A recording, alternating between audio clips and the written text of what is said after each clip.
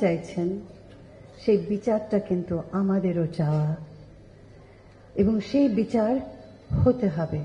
এবং আমি আর একটা অদ্ভুত জিনিস দেখলাম, যেটা আমি ৭১-এ দেখেছিলাম।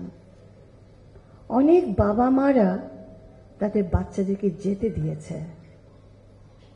কি ভাবছিল বাবা মারা? সত্যি কি ভাবছিল?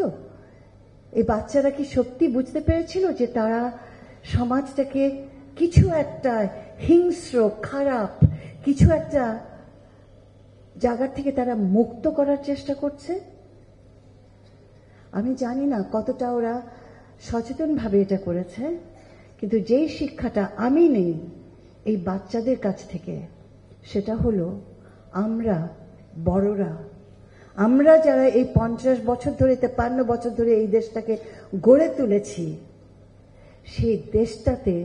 সেই দেশটার ভেতরে তারা তাদের কোনো ভবিষ্যৎ খুঁজে পায় না। এটা হচ্ছে আমার শিক্ষা। আমি বুঝতে পেরেছি এই বাচ্চারা এই সমাজকে, যে সমাজে ওরা এই মুহূর্তে বেড়ে উঠছে, তারা এটাকে ত্যায্য করেছে। এটা আমার উপলব্ধি। আমি বুঝেছি যে ওরা এত অন্যায় দেখতে পাচ্ছে সমাজে, যে তারা এটা তাদের বুকের ভিতরে চেপে থাকা পাথরের মতো যে মিথ্যা জীবন তারা যাপন করতে বাধ্য হচ্ছে, সেটার বিরুদ্ধে একটা বিশাল একটা প্রতিবাদ। আমি যে শিক্ষাটা এই আন্দোলন থেকে গ্রহণ করছি, একজন মা হিসেবে, আমিও একজন অভিভাবক, এবং মনে করতে চাই এই সমাজের একজন দায়িত্বশীল মানুষ, আমি বুঝেছি যে আমরা দায়িত্বশীল ছিলাম না। আমরা অভিভাবকরা দায়িত্বশীল ছিলাম না। দেশ যারা চালিয়েছেন তারা দায়িত্বশীল ছিল না।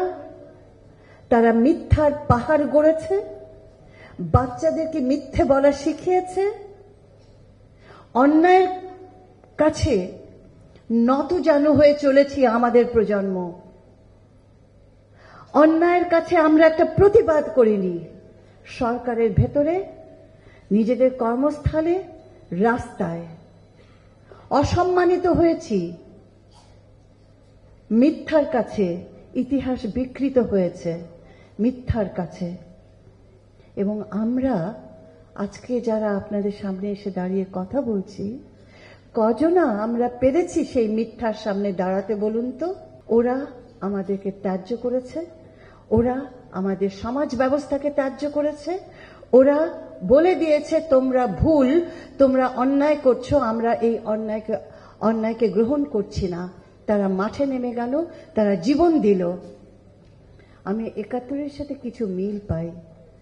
৭১ আর ২০২৪, সেদিনও কিন্তু জানেন তো আমাদের উপরে অত্যাচার হয়েছিল।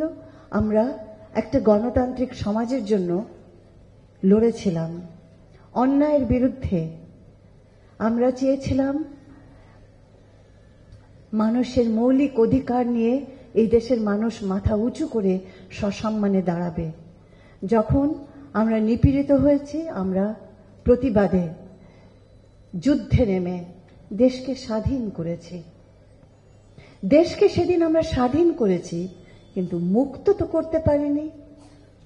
এই ৫৩টি বছর আমরা সুশাসনের কথা বলেছি, আমরা গণতান্ত্রিক আন্দোলনের কথা বলেছি, আমাদের মতো অনেক মানুষ মানবাধিকারের কথা বলেছে, কিন্তু আমরা প্রতিষ্ঠিত করতে পারিনি কোনোটাই। এই ৫৩ বছরে গণতন্ত্র অনেক পিছিয়ে গেছে।